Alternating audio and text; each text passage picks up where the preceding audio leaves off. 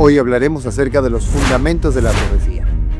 Dios es el único que tiene derecho a gobernar el universo porque Él es creador y también porque su carácter lo sostiene. Salmo 89:14 dice: justicia y juicio son el cimiento de su trono. Misericordia y verdad van delante de tu rostro. El carácter de Dios es el cimiento de su trono. Hablar del trono de Dios es hablar también de su carácter. Incluso ese carácter está descrito en el verso como juicio, justicia, misericordia y verdad. Cuando Dios creó a Adán y Eva, les dio el privilegio de vivir con las reglas de su reino. Ellos vivían en justicia, misericordia y verdad. Vivían el carácter de Dios. Y ellos mismos reflejaban ese carácter. Solo cuando el pecado entró al mundo, entonces fueron destituidos de la gloria de Dios, es decir, de su carácter y por ende de su trono. Romanos 3:23 dice: por cuanto todos pecaron y están destituidos de la gloria de Dios. ¿Qué es entonces la gloria de Dios? Veamos un ejemplo con la experiencia de Moisés. En Éxodo 33:18 y 19 dice: él entonces dijo: te ruego que me muestres tu gloria. Y le respondió, o sea, Dios: yo haré pasar todo mi bien delante de tu rostro y proclamaré el nombre de Jehová delante de ti. Moisés pidió ver la gloria de Dios y Dios respondió mostrando su bondad y proclamando su nombre, es decir, revelando su carácter. En Éxodo capítulo 34, versos 6 al 7, dice: y pasando Jehová por delante de él, proclamó: Jehová, Jehová, fuerte y misericordioso y piadoso, tardo para la ira y grande en misericordia y verdad, que guarda misericordia a millares, que perdona la iniquidad, la rebelión y el pecado. Aquí la gloria de Dios se revela como una descripción de quién Él es en esencia, es decir, su carácter. Pero después del pecado, desde ese entonces, no tenemos acceso al trono de Dios. ¿Y por qué? Éxodo 33:20 dice: dijo más, no podrás ver mi rostro, porque no me verá hombre y vivirá. Incluso en el mismo Edén, apenas hubo pecado Adán y Eva, solo escucharon la voz de Dios, pero ya no pudieron verlo. La intimidad que ellos antes gozaban, con la entrada del pecado, se había perdido. Isaías 59:2 dice: pero vuestras iniquidades han hecho separación entre vosotros y vuestro Dios, y vuestros pecados le han hecho esconder su rostro de vosotros, para no escucharos. Esta es la triste realidad del pecado. Nos aleja, nos separa de Dios, ya que nosotros, por nosotros mismos, no podemos volver a tener esa relación con Dios. Romanos 3:11 añade: no hay quien entienda, no hay quien busque a Dios. Y en vista de que nadie busca a Dios, Dios nos busca a nosotros. Pero ¿cómo podríamos acercarnos a Él, a su trono, incluso siendo pecadores? ¿Cómo podríamos tener acceso a su carácter para poder unirnos nuevamente a Él? Bueno, esta oportunidad vamos a ver algunas verdades bíblicas importantes acerca del trono de Dios. Así que vamos a estudiar. Primero veamos el trono de Dios en el cielo.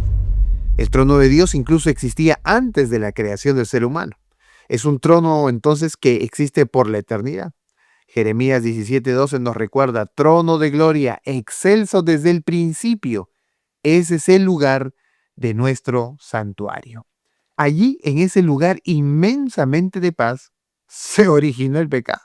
Sí, el mal se originó en el cielo. El mal, el pecado, no es un asunto únicamente de los seres humanos o únicamente de nuestro planeta. El asunto del pecado es un asunto universal y afecta a todos los habitantes y otros mundos, porque su origen se dio en el centro del universo, en el trono de Dios.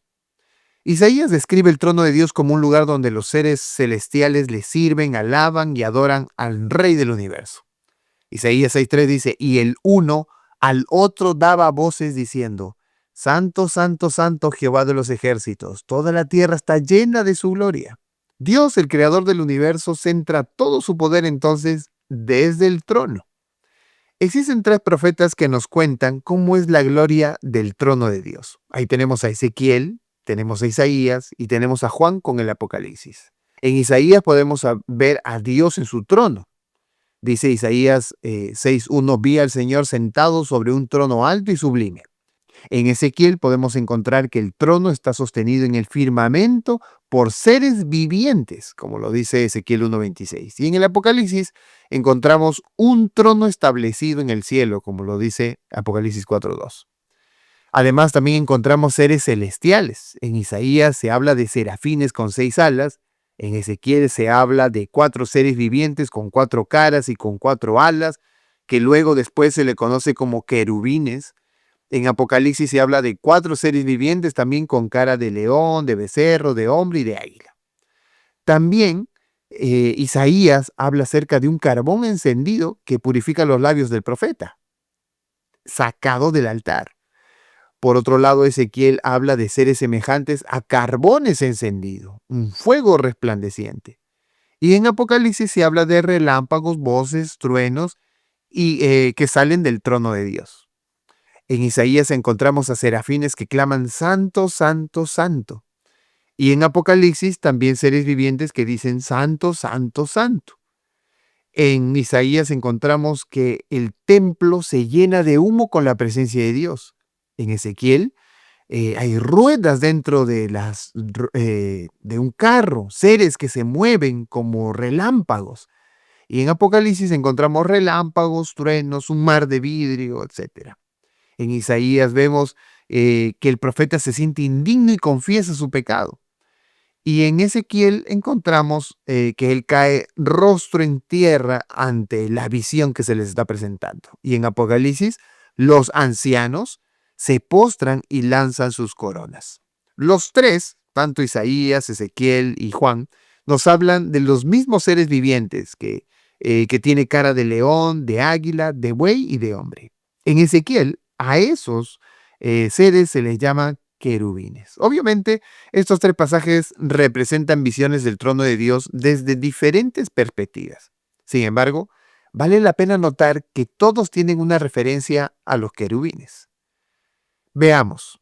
En Ezequiel nosotros encontramos 4 seres con 4 caras: león, de buey, de hombre y de águila, alas y ruedas. En Ezequiel 10:20 dice que son los querubines, así que estos son identificados específicamente como querubines. En Isaías se habla de serafines, no se habla de querubines, pero ellos tienen casi las mismas características que los querubines que habíamos visto en Ezequiel. Y en Apocalipsis nos encontramos con 4 seres vivientes con apariencia similar a lo que Ezequiel dice, de león, becerro, hombre y águila, con 6 alas y ojos alrededor. Pero aquí no se les llama querubines, pero la descripción nos ayuda a entender que sí lo son, aunque tienen algunos rasgos de los serafines que Isaías habla. Por otro lado, notemos esa característica especial que se repite en Apocalipsis de león, buey, hombre y águila. En el Antiguo Testamento, cuando el pueblo de Israel se detenía, porque la nube que los acompañaba se detenía, ellos entonces acampaban. Entonces el tabernáculo se construía en el centro. Pero una tribu especial se situaba en los 4 lados del tabernáculo, y esas tribus principales eran Judá, Rubén, Efraín y Dan. Además, según la tradición rabínica, los estandartes de estas tribus portaban símbolos representativos que coinciden con los 4 seres vivientes vistos en las visiones de Ezequiel y Apocalipsis. Por ejemplo, en el este estaba Judá, la tribu de Judá, que era representado por un león. En el sur estaba la tribu de Rubén, que era representado por un rostro humano. En el oeste estaba Efraín, que era representado por un buey. Y en el norte estaba Dan, que era representado por un águila. Incluso hay puertas que representan a 3 tribus en cada uno de los 4 lados de la ciudad en Apocalipsis capítulo 21, versículos 12 y 13. ¿Y esto qué quiere decir? Quiere decir que Dios de manera ilustrativa trajo su trono, su habitación, su presencia al lado de su pueblo, como lo dijo en Éxodo 25:8, cuando él dijo: y harán un santuario para mí y habitaré en medio de ellos. Ese santuario era una representación gráfica de su trono, de su plan de salvación, que en otro video vamos a estar contando detalles sobre eso. Así que vemos amplia representación de los querubines al lado de Dios como fieles mensajeros en todos sus planes y en todas sus acciones. Pero la Biblia también habla de un querubín importante: el enemigo. Él era un querubín protector. Su existencia incluso habría ayudado a revelar la gloria de Dios al universo.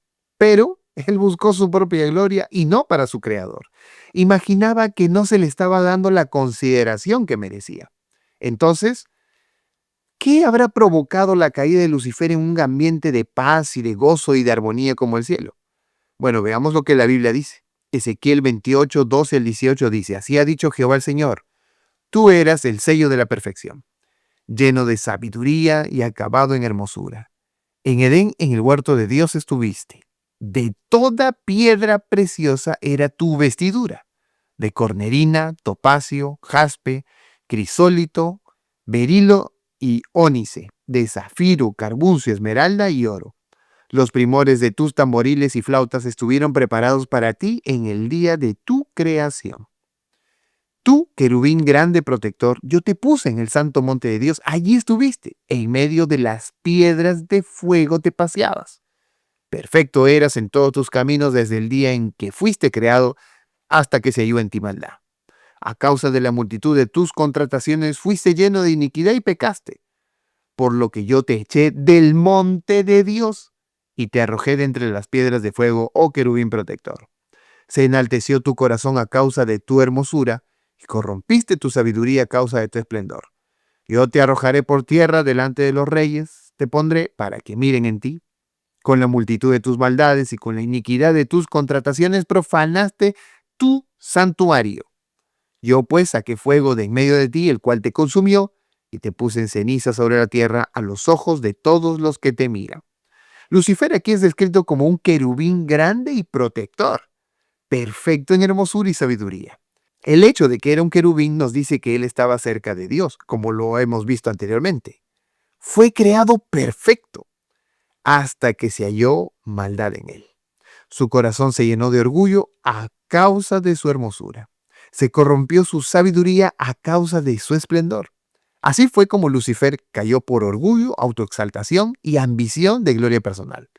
De dejar la gloria de Dios, quiso apropiársela.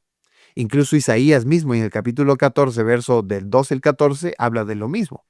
¿Cómo caíste del cielo, oh lucero, hijo de la mañana? Cortado fuiste por tierra, tú que debilitabas a las naciones, tú que decías en tu corazón, subiré al cielo en lo alto, junto a las estrellas de Dios levantaré mi trono, y en el monte del testimonio me sentaré a los lados del norte. Sobre las alturas de las nubes subiré, y seré semejante al Altísimo. Aquí se le identifica como lucero hijo de la mañana, del hebreo Helel ben Shahar. Sus intenciones de Lucifer eran subir al cielo, sobre las estrellas de Dios, poner un trono, ser semejante al Altísimo, ser como Dios. Así vemos que su caída se debió a la ambición de ocupar el lugar de Dios, aspirando a ser igual al Altísimo. Pero, ¿cómo es que en un cielo perfecto pudo haber nacido el mal? Bueno, en realidad eso es un misterio, no lo sabemos. Dios mismo nos lo dirá en la eternidad. Pero podemos entender que así como Adán y Eva gozaban de libertad para elegir, los querubines y los ángeles de Dios también lo tenían. Sin embargo, al final de cuentas, todos deben decidir. Y el ex lucero de la mañana decidió alejarse de Dios. ¿Los motivos? Pues los acabamos de leer. Ahora veamos la relación del trono de Dios y el Edén. Cuando el pecado se traslada a la tierra y Adán y Eva fueron echados del Edén, dos querubines fueron puestos en la puerta del Edén, igual que en el arca del pacto, ¿se acuerdan? En Éxodo 25, 18. ¿Cuál era la tarea de los querubines ahora? Génesis 3, 22 al 24 dice, y dijo Jehová Dios, he aquí el hombre es como uno de nosotros, sabiendo el bien y el mal. Ahora pues, que no alargue su mano y tome también del árbol de la vida y coma y viva para siempre. Y lo sacó Jehová del huerto del Edén para que labrase la tierra de que fue tomado. Echó pues fuera al hombre y lo puso al oriente del huerto querubines y una espada encendida que se revolvía por todos lados para guardar el camino del árbol de la vida. Los querubines cuidaban de que los pecadores no coman del árbol de la vida. Dios lo puso allí como guardianes. Sin embargo, el texto nos dice que ellos estaban allí habitando como lo hacían en el cielo. Dios puso, esa palabra de Dios puso, los querubines, que proviene del hebreo shakán, de donde también deriva la palabra Shekinah. Es la palabra que se usa cuando Dios pone a los querubines, es decir, que los querubines habitan. Génesis 3:24 dice, y puso, es decir, y habitaron al oriente del huerto de Edén querubines. Incluso en la misma palabra que se utiliza cuando Dios manda a hacer, a poner el santuario, en Éxodo 25:9. Y habitaré, dice el texto, y habitaré del verbo shakam. Así que el hecho de que los querubines estuvieran delante del Edén no solo nos debe dar la impresión de prohibición, sino de recordatorio de lo que habían perdido por el pecado. ¿Y qué habían perdido? Su comunión con Dios. Recordemos que el Edén existió en el cielo. Ezequiel 28:13 dice sobre Lucifer, en Edén, en el huerto de Dios estuviste, de toda piedra preciosa era tu vestidura, de cornerina, topacio, jaspe, crisólito, berilo, iónice, de zafiro, carbuncio, esmeralda y oro, etcétera. Y el Edén siguió existiendo incluso después de pecar Adán y Eva. Dice Génesis 4:16, salió pues Caín de delante de Jehová y habitó en tierra de Not, al oriente del Edén. ¿Cuándo entonces dejó de existir el Edén? Bueno, cuando vino el diluvio, el Edén desapareció de este planeta. ¿Y dónde está ahora? En el cielo. Pero ¿cómo sabemos que está en el cielo? Bueno, veamos algunas características entre Génesis y Apocalipsis. Génesis nos habla de que del huerto del Edén salía un río, en el capítulo 2, versículo 10. Y en Apocalipsis 22:1 nos habla de un río de vida desde el trono. ¿Ah? En Génesis 3:22 se habla del árbol de la vida, que estaba prohibido, pero que estaba en el huerto del Edén. Y en Apocalipsis 22:2 nos habla del árbol de vida, pero ahora ya no está prohibido, sino accesible. En Génesis 3:8 nos habla que Dios camina con Adán. Y en Apocalipsis 21:3 se habla de que Dios mora con los hombres. En Génesis se habla de una maldición que provino del pecado. Y en Apocalipsis 22:3 nos dice que ya no habrá más maldición. Entonces, Apocalipsis nos habla del Edén, pero también nos habla acerca de la relación y la comunión que otra vez se tiene entre los seres humanos y Dios. Y también se habla de que nosotros volveremos al huerto del Edén, de donde una vez vivíamos en Adán y Eva, y que dentro de poco heredaremos. Pero aunque el Edén estuvo en la tierra y era inaccesible, la presencia de Dios y su trono también lo fueron. Y por último, veamos la experiencia de Isaías con el trono. Isaías vio el trono de Dios y se sintió indigno, se vio con todos sus defectos, lo dice Isaías 6:5. Y es que eso pasa cuando nos acercamos a Dios ante su pureza, su verdad, su fidelidad, su amorosidad. Nosotros nos vemos indignos, como cuando nosotros participamos de una boda y vamos vestidos de un día de deporte. Nos vemos como si no encajáramos en el lugar, nos sentimos indignos de estar allí. Así es cuando tenemos un encuentro con Dios. Nuestra pecaminosidad sale a relucir. Isaías estaba viendo en visión el trono de Dios y entonces se sintió indigno. Y hizo lo que todo pecador debe hacer cuando estamos delante de la presencia de Dios. Isaías 6:5 dice, entonces dije, ay de mí, que soy muerto, porque siendo hombre inmundo de labios y habitando en medio de pueblo que tiene labios inmundos, han visto mis ojos al Rey Jehová de los ejércitos. Isaías reconoce su pecado, incluso aún siendo profeta. Pero Dios hace lo mismo con todos, como lo hizo con Isaías. Dios es amplio en perdonar, misericordioso. El pecado nos separa, pero Él suple las necesidades para acercarse a nosotros. Sigue diciendo el texto, y voló hacia mí uno de los serafines, teniendo en su mano un carbón encendido, tomado del altar con unas tenazas. Y tocando con él sobre mi boca, dijo, he aquí que esto tocó tus labios, y es quitada tu culpa, y limpio tu pecado. ¡Qué maravillosa gracia! Que Dios, viéndonos pecadores, se acerque a nosotros para perdonar nuestro pecado. Dios perdona el pecado a Isaías. Isaías ve el trono de Dios en visión. Se siente pecador. Uno de los serafines se acerca a Isaías con uno de los carbones encendidos del altar. Recordemos que estamos ante el trono de Dios, pero vemos elementos como altar, serafines, etc. Altar, como en el santuario que figuraba el templo y trono de Dios. como los serafines y querubines del lugar santísimo en el santuario. Isaías entonces es juzgado y se le perdona sus pecados. ¿Cuál sería tu respuesta si tu pecado es perdonado? Bueno, veamos lo que dijo Isaías. Después oí la voz del Señor que decía, ¿a quién enviaré? ¿Y quién irá por nosotros? Entonces respondí yo, heme aquí, envíame a mí. Esa es la clave. Apenas su pecado estuvo perdonado, Isaías estaba dispuesto a ir donde Dios lo envíe. Nuestro pecado perdonado nos hace aptos para estar delante de la presencia de Dios. Pero al estar delante de la presencia de Dios nos lleva a la disposición de aceptar su voluntad e ir donde Él vea necesario. Este serafín tiene una nota importante porque el mismo nombre de serafín significa el que arde. Es casi lo mismo que se dijo de Juan el Bautista en Juan 5:35. Él era antorcha que ardía y alumbraba, y vosotros quisisteis regocijaros por un tiempo en su luz. A Juan también se le considera como si fuera un serafín, como una antorcha que arde y que alumbra. ¿Qué es lo que ardía Juan? ¿Qué es lo que alumbraba? El celo de Dios en su vida. Él estaba dispuesto a ir a donde Dios lo mande, como Isaías. Y es que el poder de Dios, su eterno perdón, genera en nosotros el deseo de ir donde Dios mande. Dios confió en un pecador que lo perdona. Y lo perdona para enviar su palabra. Confió como confiaría de uno de sus más íntimos en el cielo. Confió como si confiara en un serafín.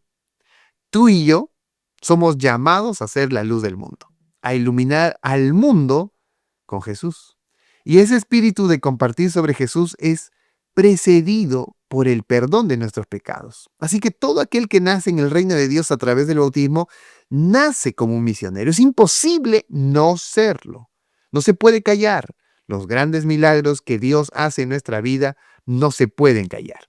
De esta forma, el trono de Dios se acerca a nosotros. Entonces podemos concluir que Dios sintió nuestra pérdida cuando nosotros pecamos, pero hizo todo lo posible para acercarnos a Él. Él vino a nosotros y nos dio la oportunidad de volver a Él. Satanás quiso subir por encima del trono de Dios, pero los redimidos están en el monte de Sión con el Cordero. A Satanás se le exaltó por su belleza, pero los redimidos no se contaminaron y siguen al Cordero. A Satanás, él quiso ser igual a Dios, pero los redimidos exaltan a Dios y no a sí mismos. Satanás fue corrompido por su pecado, por su comercio. Sin embargo, los redimidos son sin engaño y sin mancha. Satanás, su ambición lo llevó a la destrucción, pero los redimidos, su obediencia los llevará a la vida eterna. En un tiempo atrás, Lucifer estuvo en el Edén, pero la humanidad también. Sin embargo, Satanás no volverá a estar en el Edén, pero la humanidad sí. Dios está dispuesto a perdonarnos. ¿Qué harías tú en este caso? ¿Dejarías que Dios te perdone? Y si Dios te perdona, ¿estarías dispuesto a ir donde Él te envíe? Que Dios te bendiga grandemente al haber estudiado esta preciosa lección. Si tú tienes alguna pregunta, escríbela en los comentarios. Suscríbete para más enseñanzas que te lleven a Cristo y comparte con otros este mensaje. Nos vemos en el siguiente video.